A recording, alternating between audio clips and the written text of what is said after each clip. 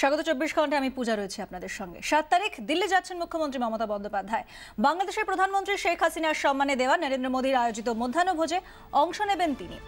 রজত শুভ্র মুখোটি আমাদের chief reporter রয়েছেন telephone লাইনে। রজত, কিসের ইঙ্গিত? কারণ আমরা জানি যে শেখ হাসিনার এদেশে আসা এবং তিস্তা জলবন্টন চুক্তি নিয়ে একটা চাপানো তো চলছিলই, সেক্ষেত্রে মমতা বন্দ্যোপাধ্যায় দিল্লি যাওয়া, মধ্যাহ্নভোজে যোগ দেওয়া, কিসের ইঙ্গিত?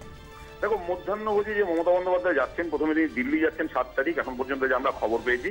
8 তারিখ নরেন্দ্র মোদী প্রধানমন্ত্রী শেখ হাসিনার সম্মানে একটি মধ্যাহ্নভোজের আয়োজন করেছেন। সেই মধ্যাহ্নভোজে মমতা বন্দ্যোপাধ্যায় উপস্থিত থাকছেন।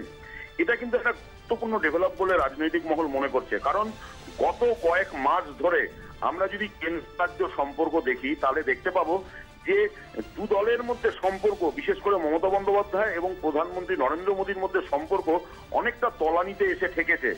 একে অপরের বিরুদ্ধে আক্রমণ দুপক্ষের তরফ থেকেই জোরদার করা হয়েছে। এবং বিজেপির পক্ষ থেকে যেটা অভিযোগ যে মমতা বন্দ্যোপাধ্যায় এই আক্রমণকে অনেকটা এগিয়ে নিয়ে গেছেন। আবার তৃণমূলের পক্ষ থেকে অভিযোগ যে বিজেপির পক্ষ থেকে নরেন্দ্র মোদীর নেতৃত্বে প্রধানমন্ত্রীর অফিস থেকে ভিন্ডিকটিভ পলিটিক্স, অর্থাৎ তোমার তৃণমূল কংগ্রেসের পিছনে পড়ে যাওয়ার একটা নীতি করা হচ্ছে। বিভিন্ন চিটফান্ড মামলায় রাজনৈতিক কারণে তৃণমূল নেতৃত্বকে, তৃণমূল নেতাদের ফাঁসানো হচ্ছে। দুতরফের পক্ষ থেকে যখন প্রতিনিয়ত আমরা দেখছি এ ধরনের একটা তিক্ত সম্পর্ক প্রায় প্রতিদিনের অভ্যেস হয়ে দাঁড়িয়েছে। সেই জায়গায় দাঁড়িয়ে মমতা বন্দ্যোপাধ্যায়ের মোদীর ডাকা শেখ হাসিনার সঙ্গে বৈঠকে যোগ দিতে, তোমার মধ্যাহ্নভোজে যোগ দিতে দিল্লি যাওয়াটা কিন্তু রাজনৈতিক মহল মনে করছে যে একটা বড় গলার ইঙ্গিত।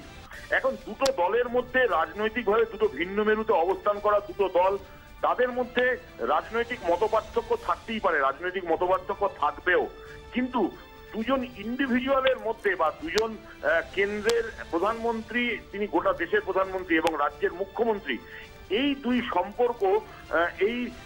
সম্পর্ক কিন্তু ব্যক্তিগত তিক্ততার বাইরে গিয়েও, রাজনীতির বাইরে গিয়েও তোমার আমাদের ফেডারেল স্ট্রাকচার অত্যন্ত ইম্পর্টেন্ট।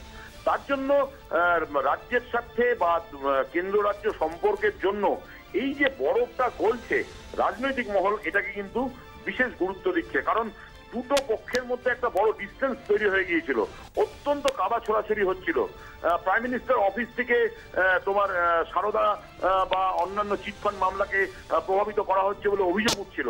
একই সঙ্গে মমতা বন্দ্যোপাধ্যায় সরকারের বিরুদ্ধে তোমার ডিমনিটাইজেশন সহ একাধিক ইস্যুতে অত্যন্ত অ্যাগ্রেসিভ পলিটিক্যাল স্ট্যান্ড নেওয়ারও অভিযোগ উঠছিল।